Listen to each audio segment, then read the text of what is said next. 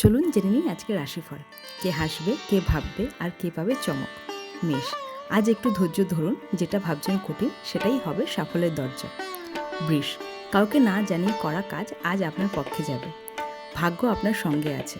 মিথুন, সকালে মন খারাপ থাকলেও বিকালে আসবে ভালো খবর।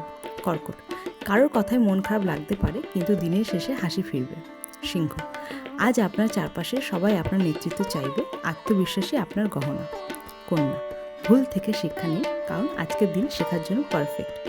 তুলা, পুরনো কারোর কাছ থেকে বার্তা পেতে পারেন, মন খুলে শুনে নিন। বৃশ্চিক, অল্প পরিশ্রমে বড় সাফল্য, শুধু নিজের উপর ভরসা রাখুন।